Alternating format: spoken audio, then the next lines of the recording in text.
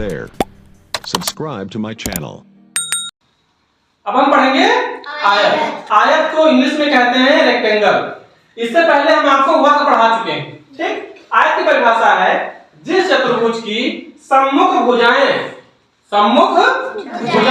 बराबर हो, सम्मुख भुजाएं बराबर हो और चारों कोण समकोण अर्थात 90 अंश के हो, उसे हम आयत कहते हैं।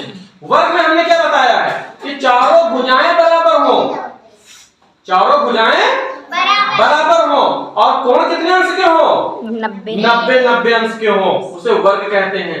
आयत में थोड़ा सा अंतर है। इसमें अंतर यह है कि सम्मुख भुजाएं बराबर हो, कोण जो वर्ग में थे वही आयत में होंगे। सम्मुख भुजाएं इसमें बराबर हो और कोण 90 अंश के हो। देखो वर्ग में यह बताया गया था कि ये भुजाएं आपकी बराबर हो, बताए थे जी। और कोण कितने कितने अंश का बताए थे? 90 अंश के। इसमें भुजाएं बराबर थी। इसमें क्या है? सम्मुख भुजाएं बराबर हैं, यानी सिर्फ आमने सामने की भुजाएं बराबर है। देखो जो ये जितनी ये है उतनी ये है, जितनी ये है उतनी ये है। अगर ये 10 सेंटीमीटर की है तो ये कितनी होगी?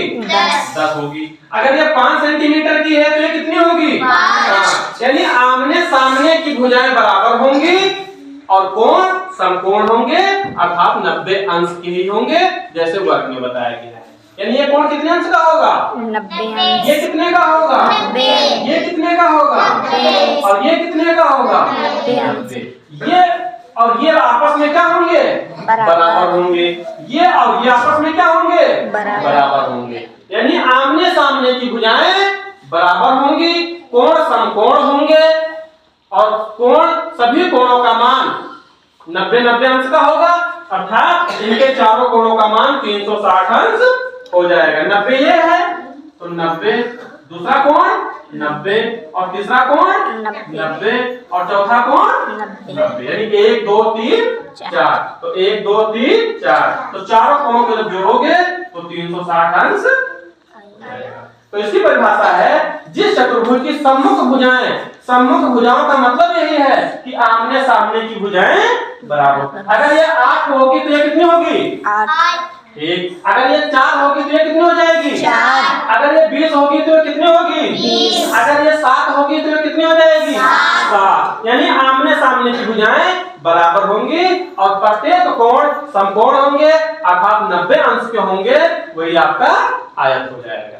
ठीक। इसका सूत्र है आयत का परिमाप बराबर 2 कोष्ठक में लंबाई धन चौड़ाई, और इसका आयत का क्षेत्रफल का सूत्र है लंबाई गुणे चौड़ाई। तो हमको सिर्फ इसमें इतना ध्यान रखना है कि आयत में आमने सामने की भुजाएं बराबर होती हैं और इसके जितने कोण होते हैं वो समकोण अर्थात 90 अंश के